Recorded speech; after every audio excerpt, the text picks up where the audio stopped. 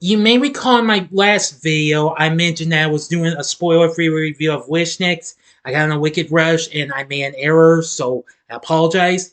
That review will be coming up tomorrow, but for now, I'm going to give you the real review I was going to give to you of this day. A film that's celebrating its 25th anniversary today, and that would be Disney and Pixar's second attempt, A Bug's Life. Big D's Entertainment Rankings and Reviews.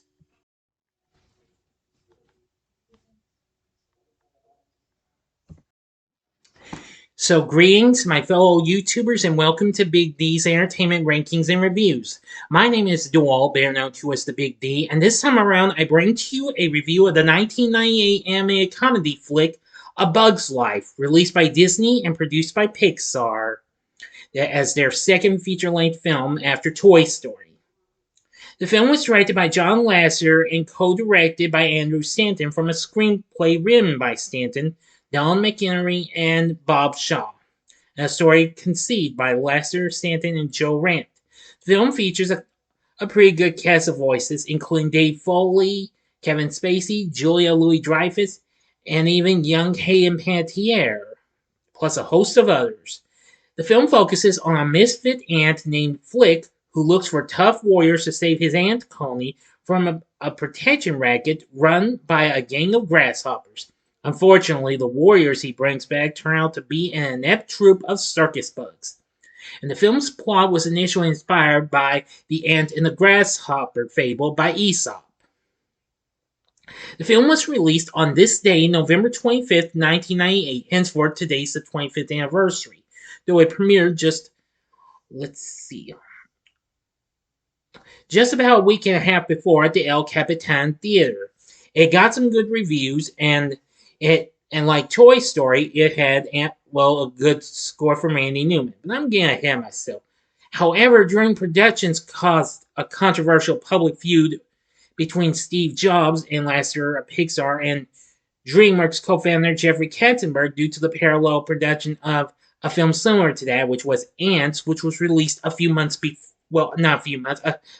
before that same year. Alright, but for now, let's get into the story. A colony of ants led by the elderly queen and her daughter, Princess Ada, live in the middle of a seasonally dry creek bed on a small hill known as Ant Island. Every summer, they are forced to give food to a gang of grasshoppers led by Hopper. One day, a courageous but clumsy inventor ant named Flick accidentally destroys the food offering with his grain harvester. Hopper discovers this and demands twice as much food as compensation. When Flick earnestly suggests the ants enlist the help of bigger bugs to fight the grasshoppers, Ada sees it as a way to get rid of Flick and sends him off. Flick travels to the city, a heap of trash under a trailer. Flick mistakes a troop of jobless circus bugs for the warrior bugs he seeks. The bugs in turn mistake Flick for a talent agent and agree to travel with him back to Ant Island. During a welcome ceremony after their arrival, the circus bugs and Flick discover their mutual misunderstandings. The circus bugs attempt to leave but are pursued by a nearby bird. While fleeing, they rescue Ada's younger sister Dot from the bird, gaining the ants' respect. At Flick's request, the circus bugs continue to ruse of being warriors, thus enabling them to continue enjoying the ants' hospitality. Learning that Hopper fears birds inspires Flick to build a crude ornithopter disguised as a bird to scare away the grasshoppers. Meanwhile, Hopper reminds his gang of the ants' superior numbers, warning them the ants will rebel if not kept in line. The ants finish constructing the fake bird. During the subsequent celebration, the circus bug's old boss, P.T. Flea, arrives, seeking to rehire them and blowing their cover. The ants exile Flick and the circus bugs and desperately attempt to gather food for a new offering. Hopper returns, sees the mediocre offering, and takes over the island. He then demands the ants' own winter food supply, planning to execute the queen afterward. Overhearing the plan, Doc persuades Flick and the circus bugs to return to Ant Island. After the circus bugs distract the grasshoppers long enough to rescue the queen, Flick deploys the bird. It initially fools the grasshoppers, But PT, who is also fooled, sets the bird on fire. Realizing the deception, Hopper has Flick publicly beaten to teach the ants a lesson, proclaiming that the ants are lowly life forms who live solely to serve the grasshoppers. Flick asserts that Hopper actually fears the colony because he has always known what they are capable of. This inspires the ants and the circus bugs to fight back against the grasshoppers, driving all but Hopper away. Now for the ending. As always, you know the procedure. You have 5 seconds to sub this video. Go to the description box below and fast forward to the time below. If you've seen the movie already, please continue.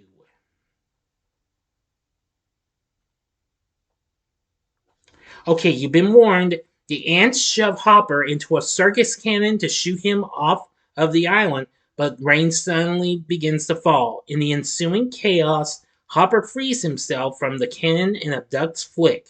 Circus bugs and Ab pursue, with the latter catching up to Hopper and rescuing Flick, who lures Hopper to the real bird's nest. Believing the bird is another fake, Hopper taunts it until it grabs him and feeds him to its chicks. With the anthill now at peace, Flick improves his inventions to help gather food for the ants. Flick and Ab become a couple and proceed to send Hopper's affable brother, Molt, and a few ants to help PT and the circus bugs on their new tour. Anna and Dot become the new queen and princess. The ants celebrate their victory and congratulate Flick as a hero. They then bid a fond farewell to the circus troupe. End of story. So what did I think of A Bug's Life? Well, I've only seen it a few times, much more than ants, because I really want to see this more than ants and what have you. I will say it's a pretty good movie and what have you. Now, you may recall, if for those of you who may have subscribed to one of my fellow YouTube members and good friend of mine, Ogre Boy 1992, we actually collabed on doing a review. You can check that out if you'd like. Well, this past year, anyway. Anyway, from what I've seen, I thought it was pretty good and what have you. When it was released, it did pretty well. It topped the box office, beating out Babe, Pig in the City, and the Rugrats movie. And it became a big a big opener for a 5-day Thanksgiving opening, surpassing the live-action 101 Dalmatians. It made $45 million over the 5-day holiday weekend. However, it was soon surpassed by Toy Story 2, their Disney and Pixar's next film the following year. Anyway, it did so well. So overall, at the end of its theatrical run, it made $162 million in the U.S. and $200 million overseas, as it went on to make $363 million worldwide, definitely holding out the $171 million ants made before that. Rotten Tomatoes currently has this film at 92% certified fresh, saying the film is a rousing adventure that blends animated thrills with witty dialogue and memorable characters, and another smashing early success for Pixar. Variety said Lasseter and Pixar broke new technical and aesthetic ground the animation field with Toy Story, and here they surpass it in both scope and complexity of movement while telling a story that overlaps ants in numerous ways. Real reviews enjoy it and said A Bug's Life, like Toy Story, develops protagonists we can root for and places them in the midst of a fast-moving, energetic adventure. The Chicago Sun-Times gave a good review saying, will the film suffer by coming out so soon after Ants? Not any more than one thriller hurts the chances for the next one. Ants may even help business for A Bug's Life by demonstrating how many dramatic and comedic possibilities can be found in an anthill. The LA Times gave a good review saying, what the film demonstrates is that when it comes to bugs, the most fun ones to hang out with hang exclusively with the gang at Pixar. Yep. And there's lots of others. It also won a number of awards and numerous nominations. It won the inaugural Broadcast Film Critics Association Award for Best Animated Film, although it tied with DreamWorks' other film of 1998, and that was The Prince of Egypt, as well as the award for Best Family Film. It also won the Satellite Award for Best Animated Film and the Grammy Award for Best Instrumental Composition by Randy Newman. It got nominated for an Academy Award for Best Original Musical or Comedy Score, Golden Globe for Best Original Score, and the BAFTA Award for Best Achievement in Special Visual Effects. I will say that it's pretty good. Now, although the film have currently ranked this to be one of Disney's, Pixar's weaker releases, but hey, that's understandable. But however, at least its reviews are better than even Cars 2, which came out years later. But anyway, I feel like it was just really good. And it has a great soundtrack and score done by Randy Newman, who of course recently worked on Toy Story as well as James and the Giant Peach, which I will be reviewing that film. Look for a review of that next month. Well, he worked on one of the songs anyway on that movie. But anyway, the album's first track is a song called The Time of Your Life, which Newman wrote and performed. So anyway, I think the soundtrack's pretty good. Now, as for our cast, we have Dave Foley voicing Flick. He's good. Kevin Spacey voices Hopper. Good. Julia Louis-Dreyfus voices Princess Atta. And Hayden Panettiere voices Nod. This was one of her earlier films. The late great funny lady Phyllis Diller voices the Queen. Let's see. Richard Kind voices Molt, Hopper's dim-witted yet well-mannered younger brother. We have David Hyde Pierce as Slim, the stick-bug clown. Joe Ranft as Heimlich, the gluttonous German accent caterpillar clown who desires to be a butterfly. There's Denis Leary, a hot-tempered male ladybug clown named Francis, who is frequently mistaken for a female. And let's see, and there's even the late great Jonathan Harris, which in one of his final performances, well, his next to last performance, Toy Story 2 was the last performance. You may remember him as Dr. Zachary Smith, the TV's Lost in Space. He voices May, an elderly English accent praying mantis magician, who is the husband to Gypsy, a moth, voiced by Madeline Kahn, who, another late great star. This would be one of her last performances.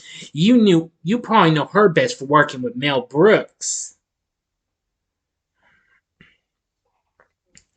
So anyway, A Bug's Life I thought was very fun and what have you. It has a good story. It's got great characters, a good voice acting cast, a great score from Randy Newman, etc., etc., etc. It also spawned numerous media and merchandise, as well as a video game and what have you, for the PlayStation, Nintendo 64, and Game Boy Color. So, overall, A Bug's Life is very good, but would I recommend it? I would say yes, definitely. You can find the film on Disney Plus. It has been released on physical media numerous times as well. So, that's all I'm going to tell you. So, what did you think of A Bug's Life? Let me know in the comment section below. If you liked the video, click the like button, subscribe, and be a part of the Big D Nation.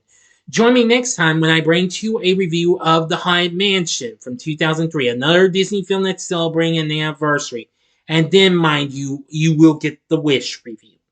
So, I hope you enjoyed this, and if you did, check out my reviews for some of these other Disney Pixar films. In the upper left-hand corner is my re-review of the film that put Disney and Pixar on the map.